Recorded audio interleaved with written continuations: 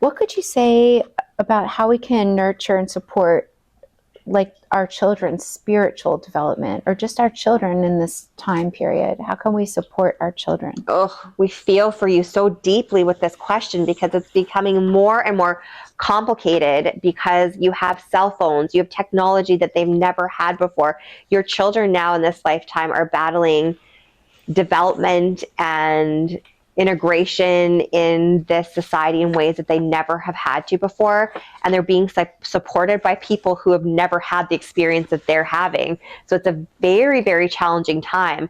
But what we would encourage you to do is somewhat what we've already said. Really focus in on their diet and ensure that they're eating, the best things possible, recognizing how hard that is when they go to other people's homes who aren't being nudged in that direction. But the message would be just to have them tune in. So you can let them go to a birthday party and say, like, if you want to eat that cake, eat that cake. But all I ask is that you feel and tune into yourself how you actually do feel after you eat that. So when you eat the cake, do you feel energetic after? Do you have a crash? And start teaching them to trust their bodies. We would encourage you to, obviously, this won't be a surprise, but decrease their screen time. The imagery that's shown, there are things that you're seeing and there are things that are being shown that you're not catching because like secret messages are being embedded into the technology that happens so quickly. So this technology has been around for so long. If you went back to the movie theaters in the 1930s or 1940s, they would show you like an image of popcorn or pop so quickly you didn't even see it. And suddenly you're wondering, why do I feel like I want another pop when I just had one? Or I didn't feel like I want a popcorn when I got here, but now I do. And they were subliminally advertising to you. And they're doing this with your children now. And they're giving them messaging. And that is the easiest point of access is on these devices that they carry in their hands, that they're showing through their screens. Now, you think, oh, if I just have them stay away from a video game that has, guns and violence, that I'll be okay. And if they just watch this children's video, that's better. But again, they're subliminally feeding messages in every way they possibly can to alter the brains of your children with, again, the intention of control, with the intention of creating people that are sick. And one way to do that is by showing so much that they require these dopamine hits that they almost aren't going to get anywhere else. And without that screen time, they fall into deep depression. They fall into states of panic and anxiety when they don't have the ability to reach for this technology that's so easily there. So really, really limiting that, but then finding a way to fill that space with something that lights up their soul. And that means that you have to dial in, because you can't just send your kids out anymore and say, go play in the backyard like kids did in the 60s, 70s, and 80s.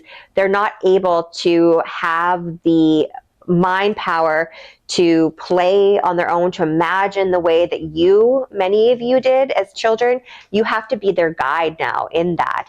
And that is because of the way that they were born into this technological space. So it is not a passive activity. It's one that actually requires you to dial in, which we recognize is an added piece of work as a parent.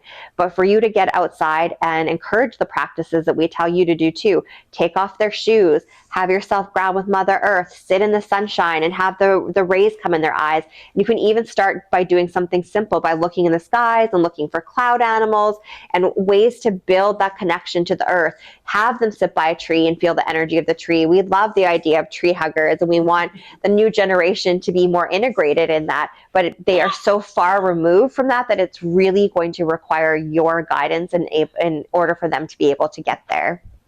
Okay, well, like, what is going to happen with our children? Because I'm just saying, like, I see most children, they probably spend 8 hours or at least on their device, maybe 1/2 hour outside playing with, because the parent has a half hour to spare throwing a ball or something. Then, like, what can a parent realistically do in this time? Because they are going to be seeing devices. They are going to, the parent is going to need downtime.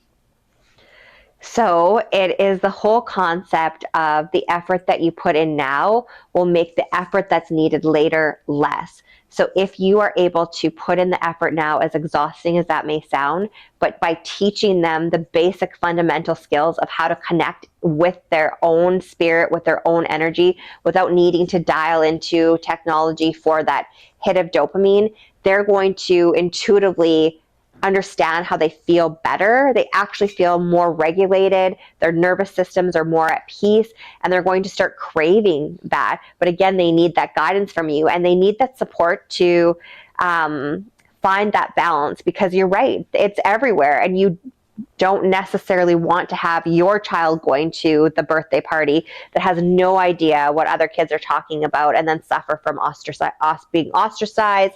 It's a whole fine balance, but really it is you putting in that effort now and recognizing that your exhaustion, yes, it's going to be there, but you need to let that be outweighed by the gift essentially that you're giving to your children and the gift you're giving to yourself. Because as we said, the more that they feel connected to that and understand how to have imaginative play, how to connect with Mother Earth, they're going to crave it more, but they just need that guidance first.